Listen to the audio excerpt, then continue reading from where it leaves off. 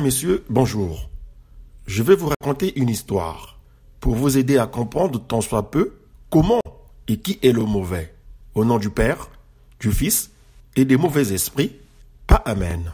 Nous sommes dans les années 60. Quelques années après ce que certains ont appelé pompeusement la révolution des Trois Glorieuses, il y a un jeune homme, officier militaire de son état, qui est mis aux arrêts pour je ne sais pas trop quelle raison. Et voilà que, tout à coup patatras, un type, à première vue timide, très effacé, va manipuler des paracommandos de la même ethnie et ou contrer que lui et le militaire arrêté pour libérer de force ce dernier. Ah, ces militaires, diriez-vous. Peu de temps après, le militaire libéré par les siens va bizarrement succéder à la magistrature suprême à l'homme qui avait fait qu'il soit mis aux arrêts. Un peu plus tard, ayant compris que le pays va à volo, que l'économie tangue, que des troubadours autour de lui abusent de sa largesse, l'ancien prisonnier pensera du haut de la magistrature suprême qu'il serait préférable de remettre le destin du pays entre les mains de son prédécesseur pour éviter la déroute généralisée. Aïe! Cela ne va pas plaire particulièrement aux manipulateurs qui avaient incité les paracommandos à libérer par la force le frère et parent militaire devenu premier magistrat.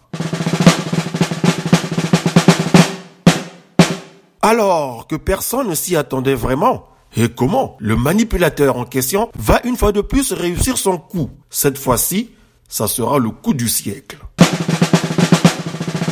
Effectivement, conscient qu'il serait le grand perdant du rapprochement tant souhaité par les compatriotes sains d'esprit et de corps, les âmes sensibles, les concitoyens qui aiment et respectent leurs semblables, les patriotes qui aiment et honorent le pays, les pacificateurs, les adeptes de l'orthodoxie financière, les militants conscients et efficaces de la jeunesse, etc. Il, le manipulateur, orchestra le passage de vie à trépas de l'ancien prisonnier premier magistrat en fonction et de l'ex-premier magistrat.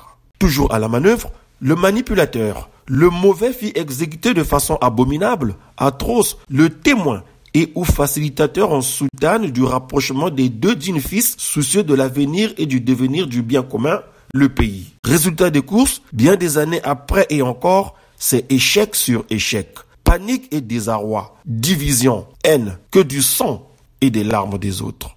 La jungle reste une merde. Qui se sent morveux se mouche. Libanga Namolili. Salut!